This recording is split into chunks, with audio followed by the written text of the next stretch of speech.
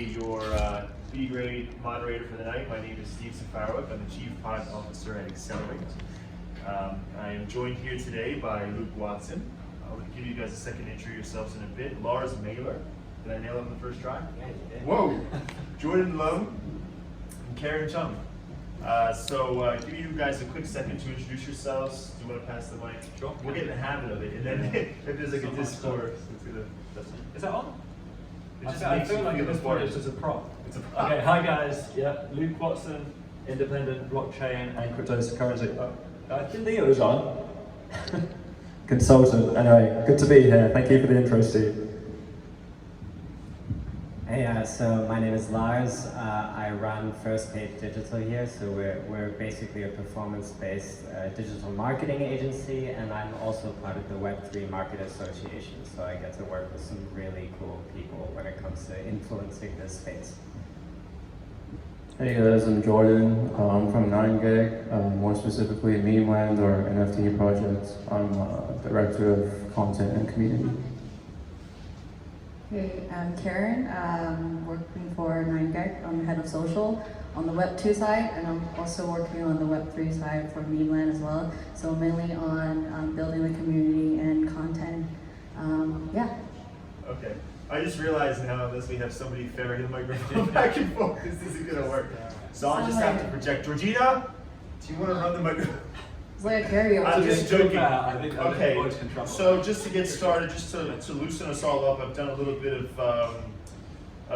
creeping on all you guys. Jordan, you are a comedian, and you graduated from Columbia, and now you're a director at 9gag. How the hell did that happen?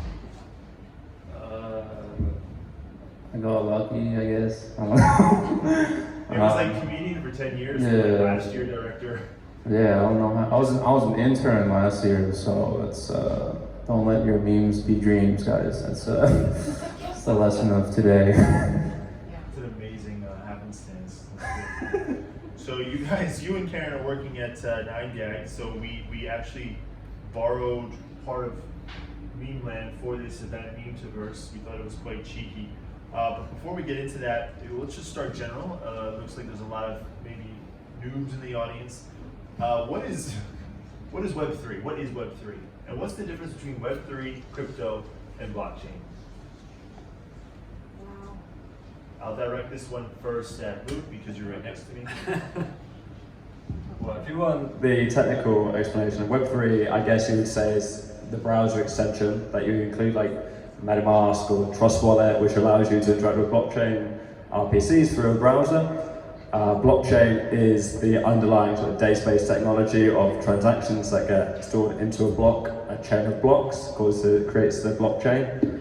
And cryptocurrency is normally a native token built on top of a blockchain, either to sort of pay for the transactions, or with smart contracts it can be some sort of utility, a representation of something within the blockchain ecosystem. So maybe a governance token, maybe it's a representation of a dollar, maybe it's like a game-based token. Okay, do we all concur? Yeah. So that's great. A tech guy. No, so is Web3 really? Is there Web3 without the underlying technology? Can there be a metaverse without crypto, vice versa? I would say that Web3 and Metaverse are two different things, but I don't think you can have Web3 without crypto. You can have Metaverse without crypto. Okay. You I would guys say. like this? Maybe we can Jump in. yeah, jump in please on this one. Yeah, I mean, the idea of digital worlds isn't too new, right? Like, I mean, you have PUBG, you got World of Warcraft. Communities don't necessarily rely on blockchain-based elements to ultimately mingle and have some sort of identity that you relate to within a larger group. So no, like I think it exists, the theory of the digital world already. That's cool. And a lot of the modern applications for a metaverse seem to revolve around gamers or gaming culture. Why do you think that is? I mean, it started off like that, right? Like when it comes to commonalities, like the competitiveness within obviously competing against one another is what keeps people entertained to some degree, right? And I think in isolation of that, if you don't have a gaming component, it makes you wanting to join a certain community less sticky.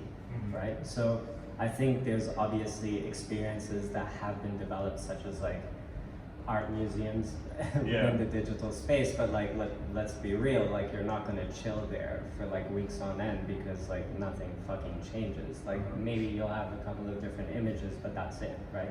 So I think the community and the team-based approach is what makes like the gamification element is kind of key towards like the re-engagement component of the community. Right. And so you at First Page are, you know, obviously invested in bridging between Web 2 and Web 3. You guys already have a pretty much audience with the 9gag crew. So given that this is all baked into gamer culture, do you see this as being a roadblock to mass immersion, or rather adoption of Web 3? I know I was just talking to Roy, he mentioned that Club DAO was built to try to bring more mass adoption into Web 3. So this is one of the core problems that we're facing. Do you think it's going to actually be a blocker for the main, for the majority to get into Web3 in the short term? Amongst the three of you. I think I'll say like the gaming thing, that's just one part of like the greater Web3. I feel like there's a lot of attention to that just because it might be easier to sell to a general audience, like, oh, it's just like fun. I think, yeah, there's like a lot of other bigger uses that don't have to be gaming related. Yeah. Like the Movieverse, I don't know, like what? Or like, it could be like, you know, it could just be like a bus pass or something, you know, it doesn't have to be like, yeah. He is trying to build a bus metaverse, I think. Right, so it doesn't have to be like, oh, I must game. Yeah.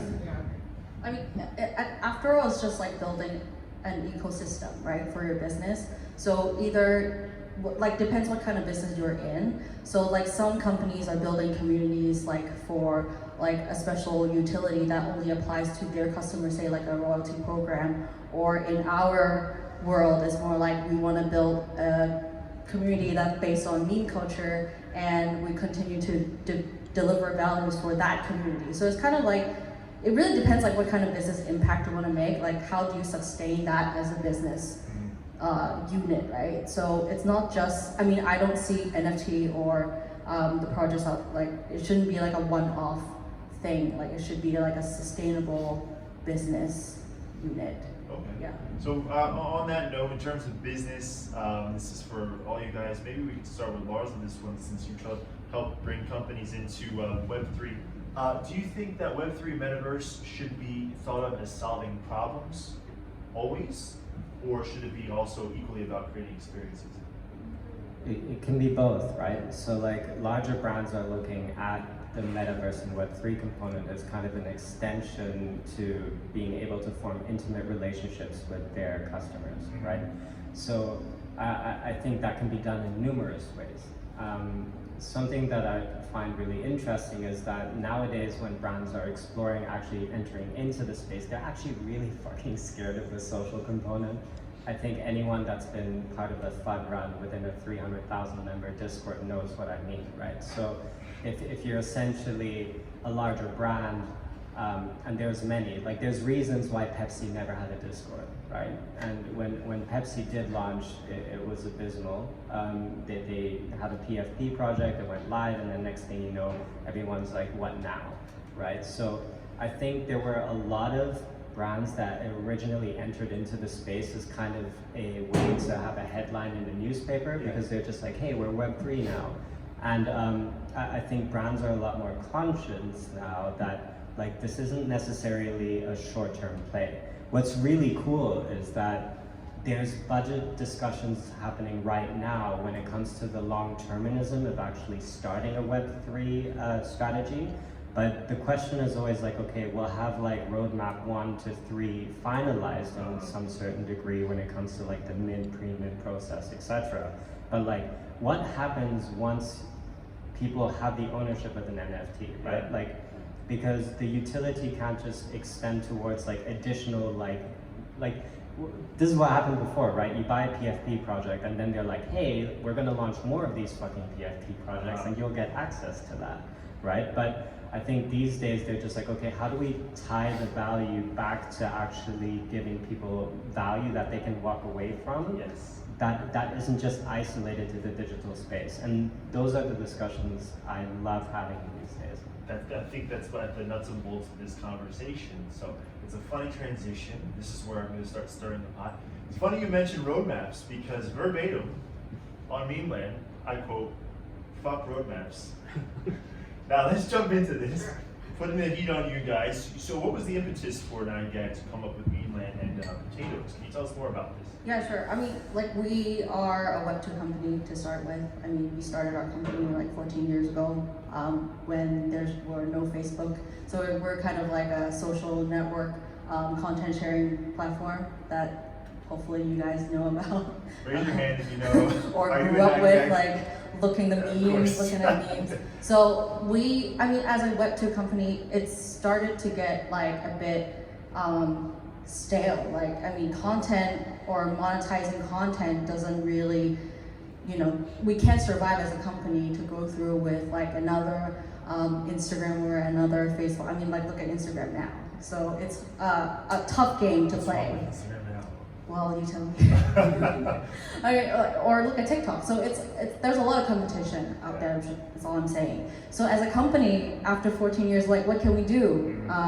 And we have this huge community. And I think at the end, like when I talked to our CEO, Ray, we were thinking, well, it makes a lot of sense if we're creating a community for our already existed community members, and we are creating more values in terms of not just like looking at memes, which is well considered as free content, or well, what does it really mean to those people except for bringing them happiness in the toilet, right? So I mean, so that's more of like an extension of like building the community in the next sort of ride of like this whole Web3 world. And I think we only started doing it like early this year in one of the worst market environment, which also brings out the point, like if we can survive this, we can survive anything. So yeah, I think we're at this journey right now, which we don't really know.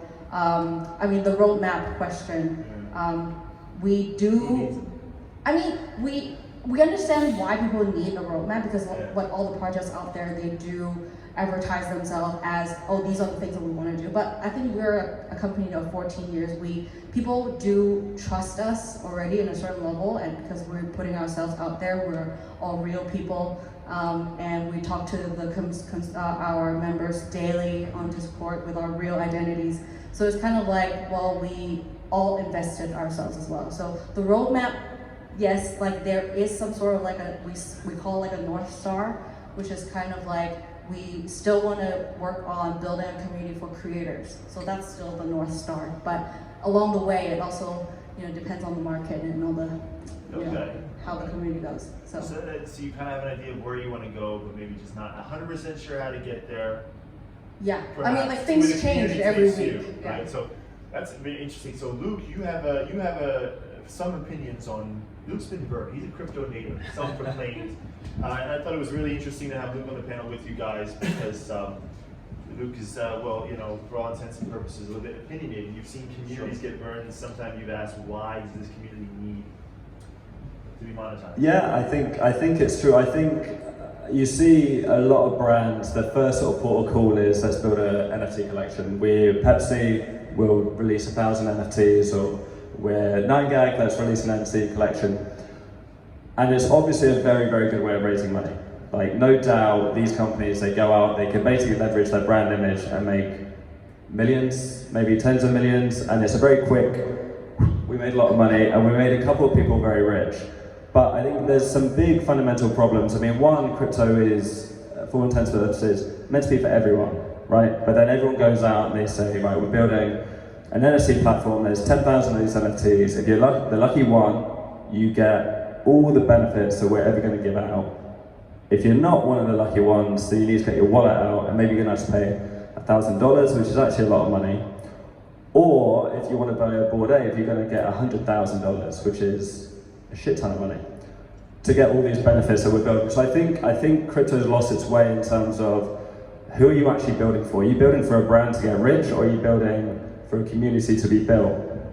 And I think this ring fencing is actually damaging crypto. you end up with a lot of people who are sort of part of these communities, they all know each other, they all go to the same parties, and they all buy the same NFT. So yeah, they're rich. So it's the poor people looking in will never attain this wealth. And if they do, it's at massive, massive real expense.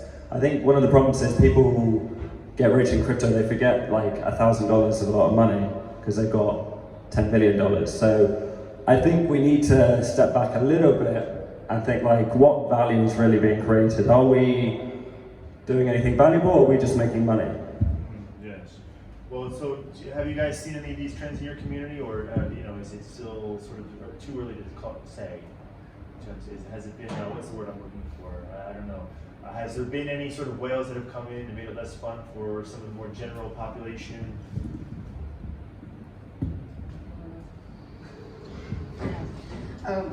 I mean, like in any sort of projects like that, I mean, of course there are investors coming in, and that's like their only goal is to make profit. That's for sure. I think that that's something that is still part of the community where it's about making profits, right? Yeah. And we can't deny that. But I think the other thing is like we also have a free mint project, which is potatoes, where it's more for the general public and more for our people that really believe in us, and like that's our main community. And of course we have our sort of VIP level of the MVP collection. So I think like we're trying to create, like, obviously we're trying to be as inclusive as possible, but also I always felt like we're also living in a bubble where we only talk to people that understand this.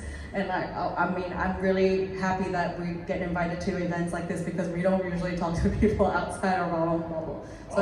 So it's nice. I mean, it's like good to have, a networking event where we get to understand more about like what people are thinking, because it's true that when we have like a 300,000 people in a Discord community, we all just talk to each other, right? But as long as like we believe in like the project, and I think like that's why we think these are our stakeholders, and we want to create value moving forward. So that's our main goal right now. And you wrote your words. It says here, recently Memeland was one of only 2 projects to meet rigorous criteria. You can correct me after I've said this.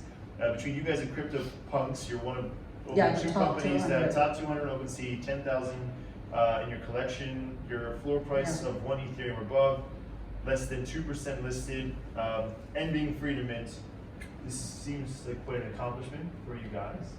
Yeah, I mean, it's unexpected in a way, because we only started to build, like, our main goal at first on day 1 is to build a community for our own people, for our own fans, for our own followers, right? But obviously investors come in, and I think like it's just turned into something that is like really big and people really appreciate. I think like go back to the question where about brands going into the space, is like I think it's hard for brands to understand like how much effort that's been put into building that community, and that's why they're scared, as what Lars was saying, like, are they able to take this risk? Because it's like going back to Web2 when they first started building their own Facebook page. They are scared as well because they're not used to that kind of communication with their customers. So it's kind of like going back to like 10 years ago, how brands are adapting this as a new business thing. Right, and that's what you had mentioned, Lars, in the prep group chat. You said it's all about building community, and this is one of the things that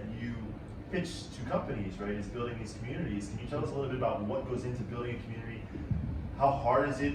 Is it replicable? Like, I mean, if there was a formula, you'd see a lot more successes, right?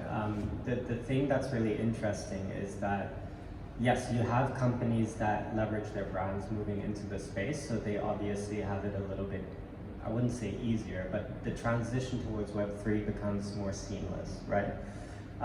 When you are, however, a small project, let's say me and Roy sit down the other day and we're just like, hey Roy, you and me are gonna launch a project. Like, I think what's really interesting is I'm talking to quite a number of founders that might not necessarily be large brands, but what they're saying is like, look, we're trying to grow organically. We genuinely believe in what we do. We have a really cool project in terms of, like, let me throw one out, right? So I'm currently advising a project that essentially is aiming to add transparency to the mining trade when it comes to jewelry, and basically launch an NFT through that, right? So the ownership of an NFT gives you the actual jewelry. Whenever you get it, it's logged on the blockchain, and there's essentially a lot of work going into the mine itself to essentially verify the idea of like fair reimbursements. They're looking at environmental destruction elements. They're looking at community educational components when it comes to establishing schools and hospitals and so forth. So like the ambitions are truly great, but like the momentum that the project is trying to establish is a lot harder. So when we're reviewing kind of the launch plan, you can't just necessarily like go on Twitter and start shilling the crap out of the projects, and you like and then basically it's essentially, how do I establish an ecosystem so a project like us gets noticed? And this is where like there has been a continuous battle between Web 2 and Web 3, right? Because whenever someone advertises a project, they must suck, because otherwise they wouldn't be advertising, right? So what I say is like, I actually believe advertising is good pre-mint. When you start advertising post-mint to gain additional momentum, you will fail. Like ultimately, you will always fucking fail, right? So, but pre-mint, the creatives you utilize, the content you produce in regards to actually highlighting what you do, like the genuine nature of your ambitions needs to come through the creative assets that you utilize through video, through content, etc. And I think it requires a real level of finesse, right? So I think this is the challenge of smaller projects these days, is because the idea of visibility, NFT is at the end of the day an attention-based token, right? And in order to maintain attention, you need to constantly delight the audience that is engaged with you. And that is incredibly tiring, right? Like, I think pre-mint, like, that's fine, because like, hey, we have like this really cool art that's coming out. And then there's a 1 to 2 week reveal period where like the trade volume goes nuts, because like you anticipate potentially having a rare property of sorts that gives you a certain utility, right? But then once that is all said and done, then you need to deliver. And the majority of projects pre like February, I think for those of you that have been part of Pixelmon, I apologize, but like pre-February, like essentially people were treating NFTs, and I said this earlier, I knew I had my moment, but NFT projects essentially were they viewed themselves as Kickstarter projects. You give me the funds and then I'll build, right?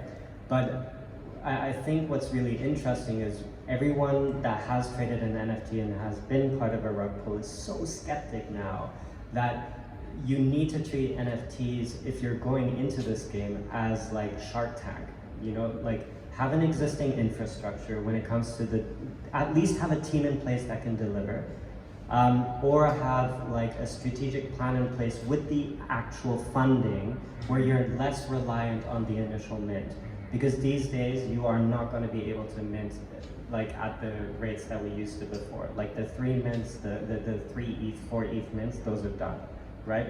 So I think this presents a really unique challenge, because you need to actually have funds in place before you start jumping into this game thinking you're going to get rich quick. Because like once you turn that on button on, like you are in it for the long run, and you will burn yourself, because no one trusts anyone that's like not undoxed, right?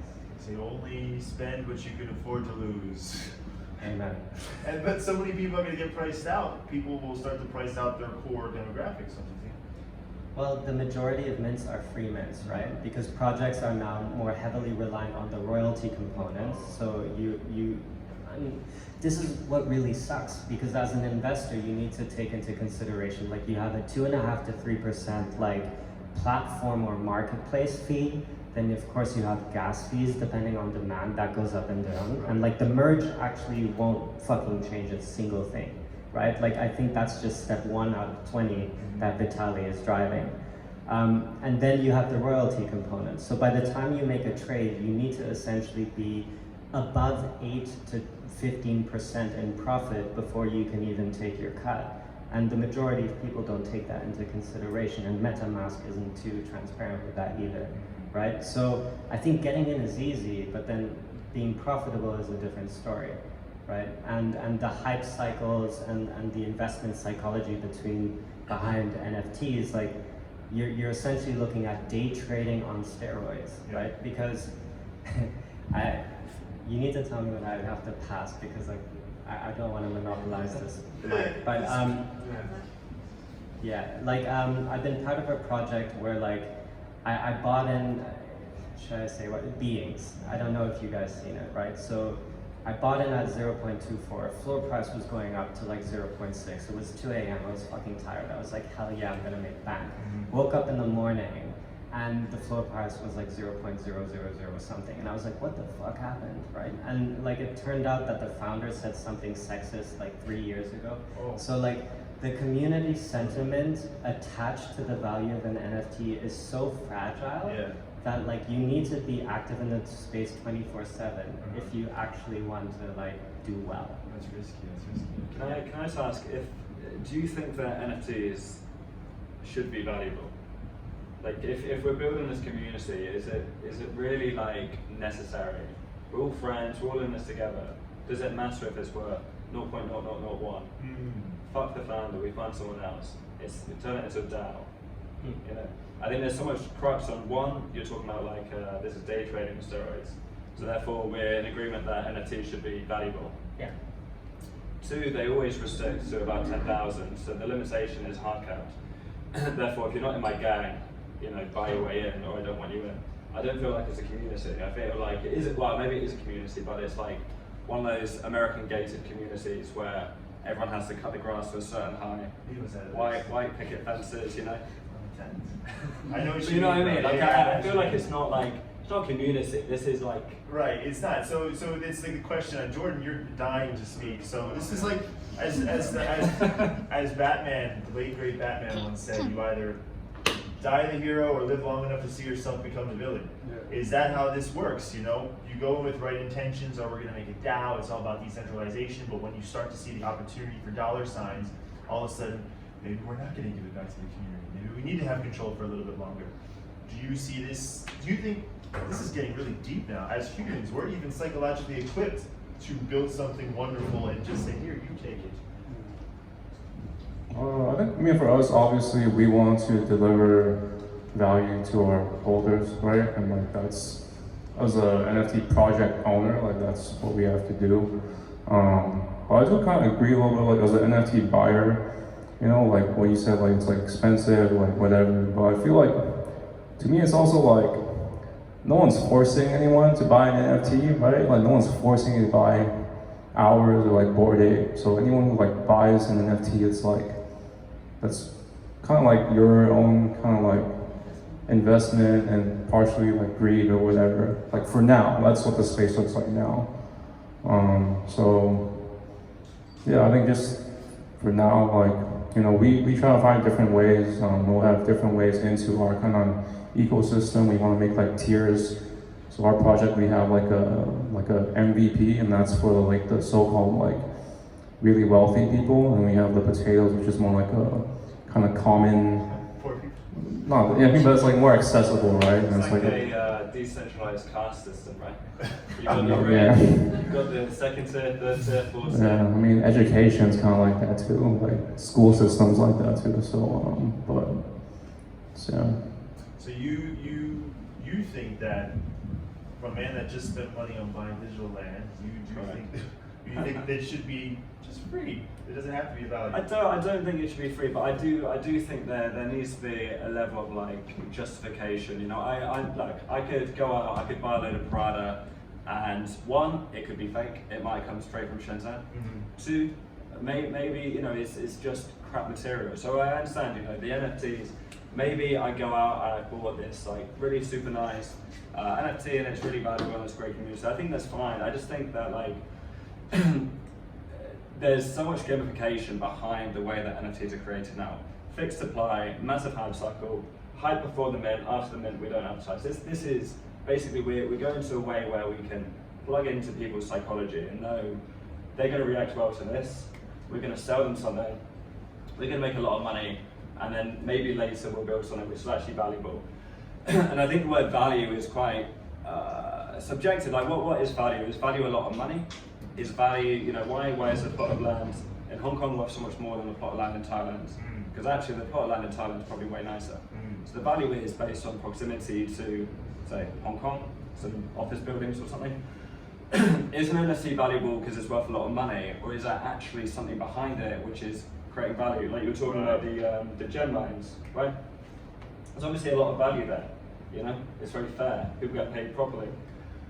The Bored Apes, I mean, it's nice. I think, to be honest, the other side will be a very interesting creation, but is a Bored Ape worth more than, say, someone who works in a diamond mine getting paid a fair share? I don't know. Yeah. So that's an interesting point to jump off of before we go to Q&A, because I feel did you keep track of time?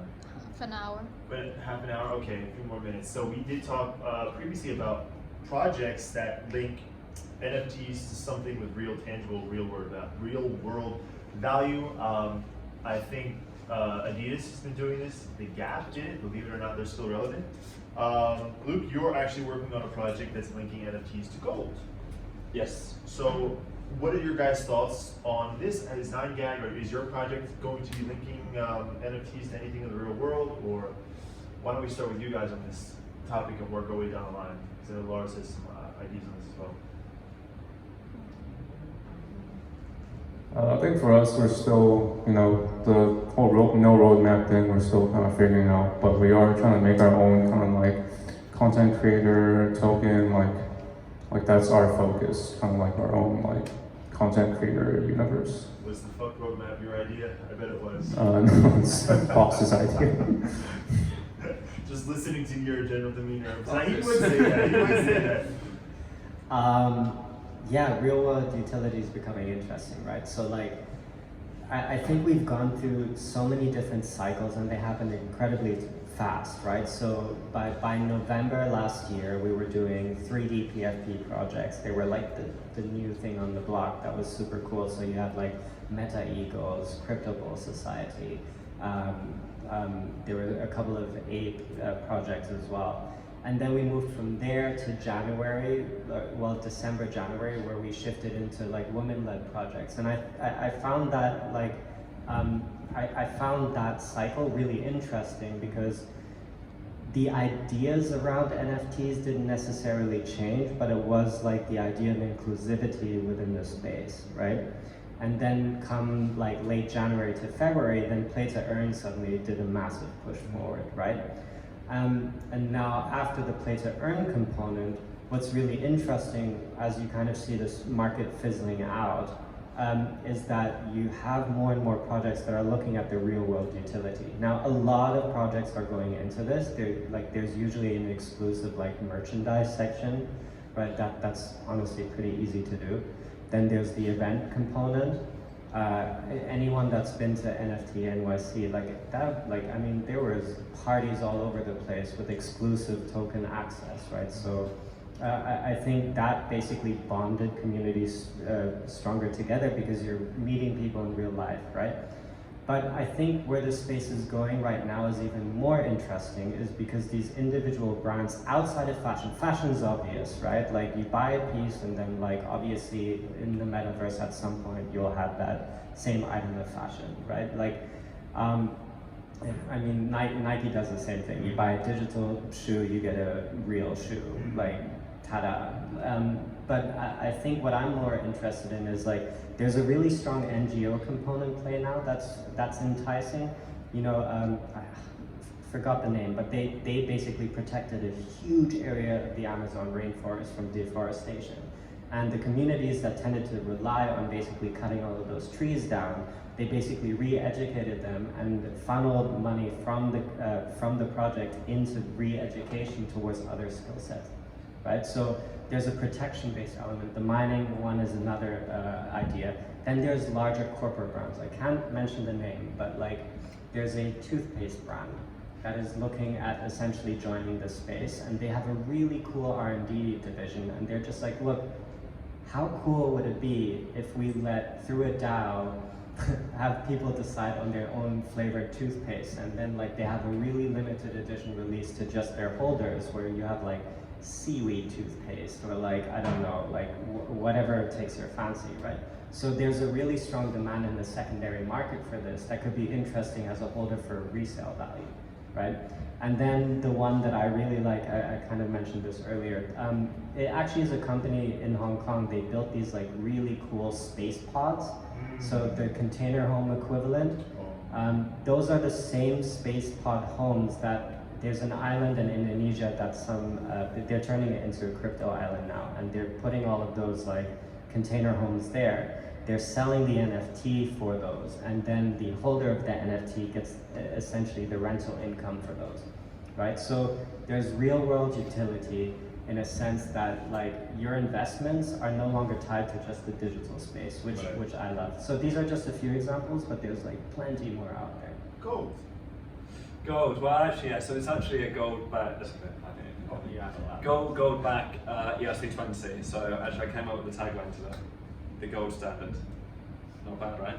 So just a token, it can never go to zero because it's always redeemable back to gold.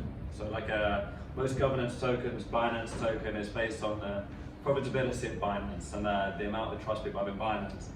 A Roost, well actually their governance token at worst is worth 1 gram of gold, at best it's worth somewhat more. But I think there's more than just like brands entering into NFTs and saying, hey, it's cool we access like this kind of maybe more digital, more savvy market. I think actually when you look at like physical collectibles, like Pokemon cards, trading cards, luxury cars and stuff like that, there's a massive market out there where people either don't know how to access, wouldn't access, or can't afford to access. So through NFTs and fractionalization, you know, you could go out and you could buy 100th of a expensive Ferrari, which you'd never be able to afford normally. So I think NFTs actually are bringing the physical world into the digital world in a way that we haven't seen before. So I think from that aspect, you know, there will be a whole like flood of like these digital NFTs in the next probably 5 years, where if you want to speculate on a Lamborghini, you can without having to go out and buy a Lamborghini, and possibly also a bottle of wine. A bottle of wine, but also through like rentals. So if you have a small fraction of this Lamborghini, people do track days or something, you get a small. What if you crash it? Well, insurance. Everyone else. Yeah. All the other. No. As in you can't drive it. As in you get paid. You get paid for people who wanna drive the Ferrari. You know, so I you see. can rent out. Of course. So instead of like property and stuff like that, you know, it's just fractionalization of a real asset. Okay. So I think the future with crypto and NFTs is a lot more than just pictures of monkeys, you know, that allow you to go to a special event, but actually like real, keep the money moving. stuff. Keep the money moving. Okay, well, this is one of the benefits of having a modest size of a crowd, is we get to engage the audience. So why don't we open up for a quick Q&A for a few minutes. You guys have access to an expert panel. Well, okay, I'll shuttle the microphone around. I remember we could pass it down. Yeah. Welcome. You have a burning question, I know it. Okay. Okay. I had a quick question. You mentioned something about Memeland already like being ranked with a mint above one ETH. I thought it hasn't minted yet. What were you referring to at that point when you were comparing it to crypto funds? Oh, we're the top 200. We have we have like our main collection, which hasn't minted yet, and then we have Oh, potatoes. Yeah. Ah, okay. Are any of you guys involved in the project? Are you guys engaging with this? Have you guys been following the Memeland? No, I mean, maybe it was the headline that brought you guys, here. No, I've been following the project. Okay. Yeah. Okay, very cool. No more burning questions. Anything you always wanted to? Yeah. Karen, earlier you mentioned that there's something wrong with Instagram or whatnot, or social media. I don't quite understand what the issue was. Okay. Could you elaborate? Do you want the mic? Power mic? No, it's fine. I think because like Web 2 has been around for what 8, 10 years now. Yeah. And I think if you understand like how platform works, it's like they also rely on creators, because the more content you keep the users on. So that's why TikTok is amazing, because anyone can be creator, and like you can get a random video up to like 10 million views. it's actually harder on Instagram because they have an algorithm, which is very hard to play around with. And what, like in comparison to TikTok, it's actually easier for a nobody to become a celebrity on TikTok. So that's why there's a lot of functionalities that were copied straight out of TikTok or other starting up social media apps that were copied straight into back to Instagram. So Instagram as a Meta as a company, like they also are looking towards creating their own web3 metaverse because they have to diversify. If they only rely on content or monetizing with advertisers, it's actually a very small. I mean, it's a very limited business in the coming future because you have to rely on content. So I think like for Instagram, like especially for publishers like we do, it's harder to play the game anymore because Web2 is pretty much like people expect to have free content, and it's hard to make content every single day and expect there's like a high return, right? So that's why I said like Web2 business is hard. Oh in yeah, that sense. definitely. Yeah. Karen, can I, sorry. Yeah, sure. I was going to ask, one, how do you incentivize people to post content? And two, do you think it would help if you decentralized NiGo?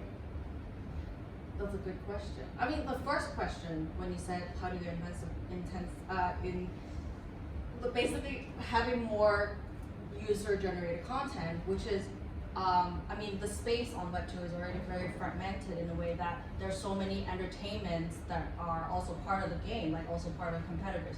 You might not, go for the 9gag app now because there's Netflix, there's YouTube, there's all these other apps that are providing entertainment. So it's actually hard now for us to expect there are users coming back every single day to upload content, whereas there's all these other options out there. So I mean, as a company, we really want to, try out the other type of business units. So that's why Web3. Could you not work towards incentivizing them to submit content? So yes, so when we mentioned tokens, that was the reason why we built this Web3 community, is to fund this project that we wanted to do, is to create back into the creators community to provide them a platform so that it's all linked up through like a token, so that there's like a reward system towards creating content. So that's why. So will there be a 9gag then? It's actually, the concept is there. On the roadmap.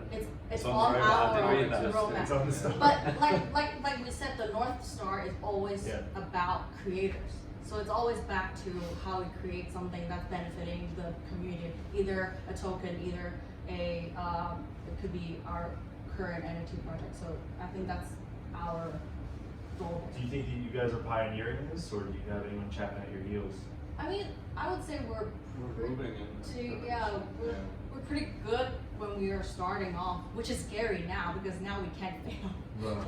So it is, the ship's got too big now, so we were like, oh, what do we do next? But I think Can't rug. yeah, I mean, Too late to rug. Yeah. well, I mean, like we're confident enough because we have a big audience pool already on Web2. Like either that translates or not, but I think we have experiences building a community that big of a size. So I think we have the confidence to do something, and we're always listening. That's why we don't have a roadmap, because we are listening different people every week, and things just change every week. Very wise. I think one thing now is like, because I'm a content creator myself, and it's like, for a content creator, it's not very intuitive, like, oh, I want to make what I eat, it's not very intuitive, like what you're supposed to do, like right now there's like a meta, right? So it's like, how do you do that? And I think that's kind of what we're working towards. And then I have to fit these questions in, so we could say that Xccelerate had some interest here. How has transforming for you guys, and you too, Lars, as well, impacted the type of talent you need for your teams? What are you guys looking for these days? What's the most impactful, important talent you guys need right now, as far as for businesses? It's hard to hire. It's so hard to hire. If only there was a place where people can learn these skills. Damn it. I mean, we had the experience like trying to hire for the past 6 months, and obviously we're not hiring people that are already in Web3 space because there's a small pool there already, which is hard. But we are trying to ask people if they already have an interest in Web3 or they invest themselves and they have a certain level of knowledge in that space and they're already a programmer or they have like a tech background. I think Design. that's what we've been hiring, like forming our own Web3 team right now, not necessarily all Web3 people. So yeah. Yeah, I was reading something online where the most valuable members for teams in Web3 right now were designers, marketers, and of course developers. Does this hold true for you guys? Because you do most of this stuff in-house or something. Yeah, no, we basically never outsource. So that's kind of our stance, which is why we have 80 people, right? So I think Q1 was definitely difficult, you know, and the agency space is one where like if you get to like turnover rates global average wise is 15%, right? So first pages managed to like stick around 9%, but then you have obviously the macroeconomic situation that's happening here politically as well. So I've had a lot of like key people basically leave to like Australia, New Zealand, etc. So what's really unique is that like with the handful of agencies that are here, we're constantly poaching from each other, and every single time you do, there's a 20% adjustment in salary. Ooh, yeah. Right? So that's not a sustainable model, but you need to have the correct people in place. And what we did is like there was one point like I engaged 15 recruitment agencies in one go. Because I was just like, fuck this, like I'm gonna bridge bridge the capacity constraint gap. I made 46 hires this year, right? So that just kind of shows you the demand, at least in the Web 2 space, and the Web 3 space is the transition because we set up Mooning in Australia in December, which is a Web 3 agency, and we already have 30 people there and 40 clients. Right, and these are anywhere from like smaller brands to like really big ones that I can't share right now, right? So, and that started in December. So it kind of shows you that there's definitely interest. Web3 agencies like Lunar Strategy, as well as No Rug Agency, like the Web3 agency space is currently selling leads and clients to each other because they can't keep up with the capacity. And what's really unique is like the entry point for a brand to engage with an agency in the Web3 space, entry level at base minimum is 50,000 euros, right? So unless you have like that much money lying around or in your back pocket, an agency is not going to prioritize you, right? So yeah. That's a lot of money. Yes, it is. Okay, yeah. Well, thank you for the articulate and answer that came from experience. Any other questions from the audience? You guys have had some time to simmer. Why do you think you belong in the Metaverse, vice versa? What was the idea behind calling this? You belong in the Memeverse. I understand meme and Metaverse separately. What is Metaverse? Because there's this called Memeland and Metaverse. So it was a play on Memeland and Metaverse, to be honest with you.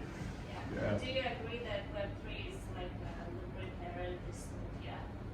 A libertarian dystopia.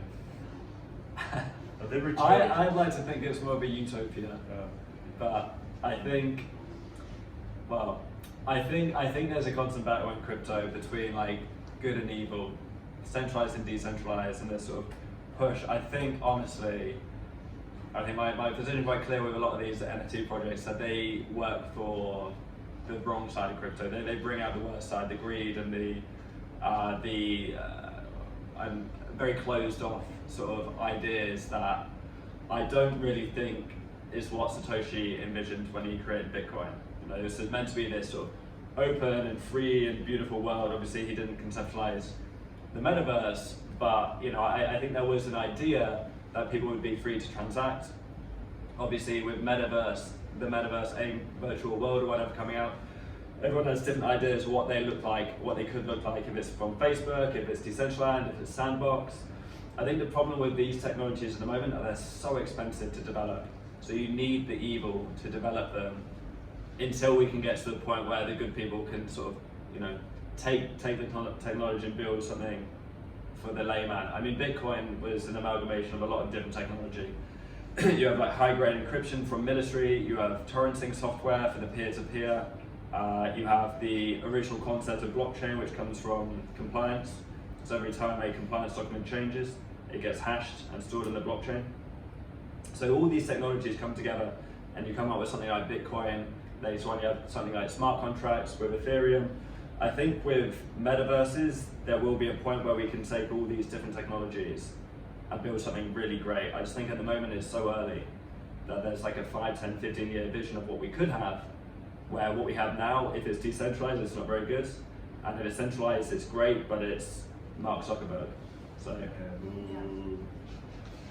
I mean, like any kind of technology, there's always a start off period where there's not enough of adaptation and then people are just skeptical about the tech. But I think if you believe in blockchain, like the technology itself, and scrape all the NFT or Metaverse, all these like fluffy words that you think it is, I think the technology is still here to stay, because technology, the technology is neutral.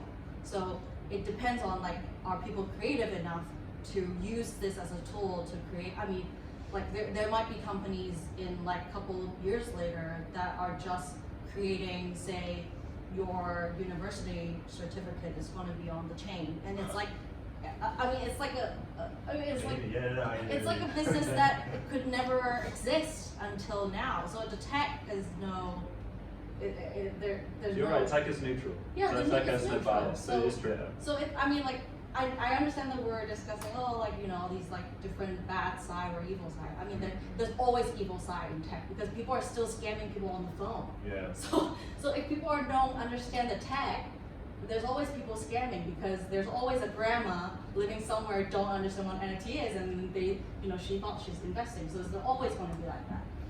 No place for grandmas in the metaverse. unless like a smart grandma. Yeah, maybe like a little retirement home or something. I mean, like our parents are just on social media the past couple of years, so I know. it's always going to be Easy that. pickings, they say. Yeah. Roy, is there no rugs in Club DAO as a symbol for rug? Not yet. Y'all run already. We've been pulled. Yeah. Can I ask you a question? You said in the beginning that Metaverse and Web3 is not the same thing. So what is the distinction and how are they related? So yeah.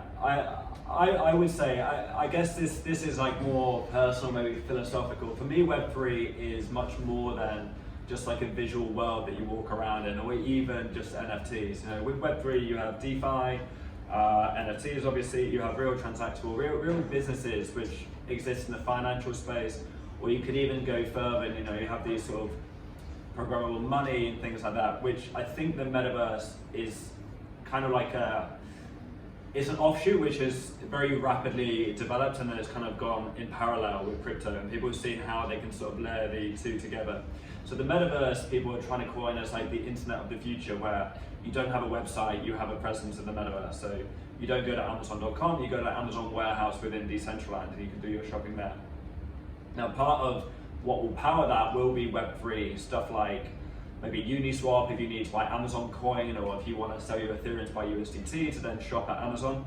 I think we'll get to a point where these layers kind of coexist together, and we can have what would be the internet in a sort of perfect world where they can coexist, and then maybe the lines get very blurred and they become the same thing. But I think at the moment they're quite distinct. They serve different purposes. Thank you. And another question popped up was basically, now we see Web3 related to the financial sphere and the art sphere. So which industry will next be? I think physical NFTs. So when we're talking about even logistics, I know that the Suez Canal, they now actually do stamp some of the shipments actually get stamped and put onto Polygon. So at every point within the canal they can track it. So logistically, very interesting. Physical items is very interesting. I mean, you could pick basically any industry that deals in anything that's real. You could say like medicine could be tracked on it. We could keep medical records on the blockchain. We could keep school records on the blockchain. Is it a good idea? I don't know. But what I really love about crypto is it is really this resurgence, kind of like back in the days of the early internet where anything is possible. Maybe not everything is a good idea, but anything is possible. And people would explore from different industries. And I think increasingly people from the more and more obscure industries will find a sort of niche way that they might be able to integrate crypto. Yeah. Or maybe it's not cryptocurrency, but blockchain is a sort of technology. So. Good days, really days of the internet. They were fond memories. I know. I think, to be honest, I don't think we're early. If anyone tells you early, then you know we're mid-range at the moment, but I think there's still a lot of room to grow. Yeah. Any more questions for you guys before we do our closing One more statements? question. Just about your gold project. Can you just elaborate more what you're doing? I know there have already been some projects that took.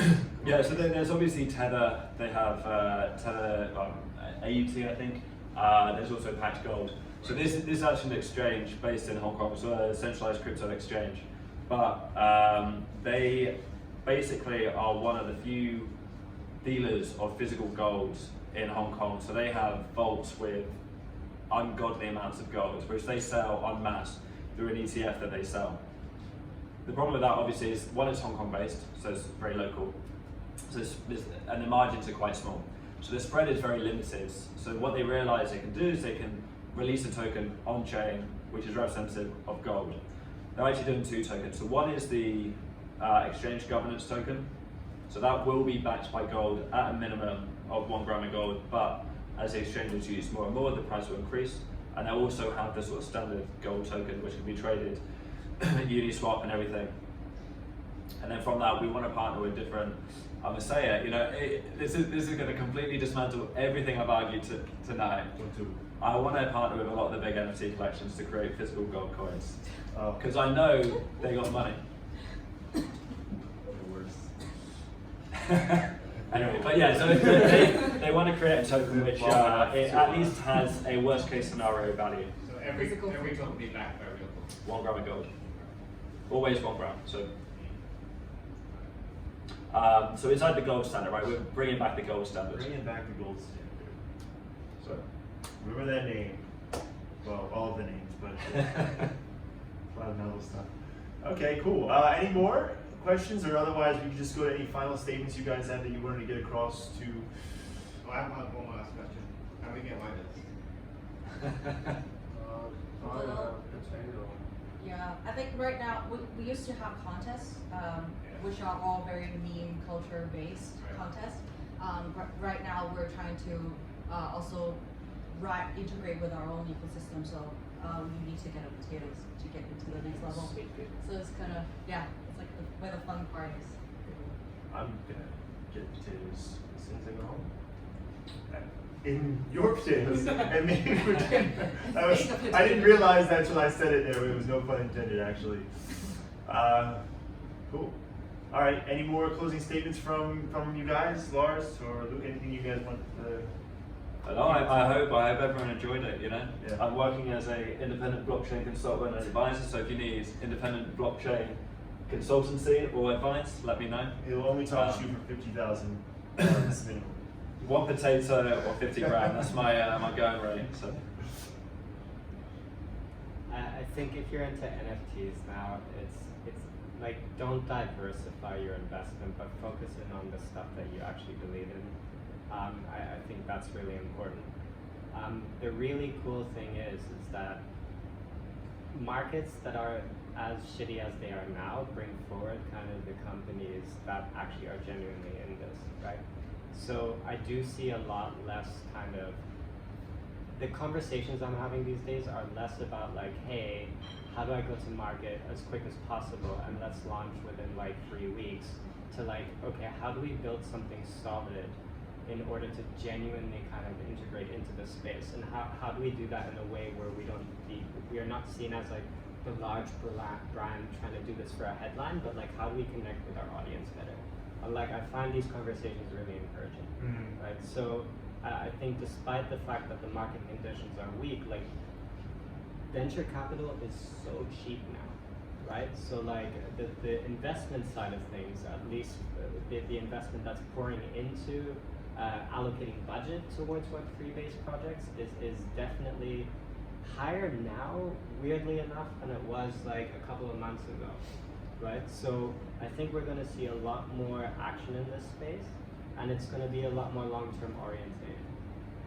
So that's my closing statement. I think shouldn't be like if you made some bad trades or like lost a lot of money, like you shouldn't be too discouraged. I think the real prize in Web3 is like whatever ends up getting built. So don't like give up on Web3 because you lost some money on some stupid thing. It's about the relationships you make along the way. And that as well. And the talks you attend. Yes. Yeah, for me it's like, I think for us like attending something like this is more like we also want to break the norm and also like clear out some of the bad raps that a lot of NFT projects have out there or for the skeptics out there. So hopefully that helped to clear out some questions. But if you have more questions, feel free to ask me at the blog.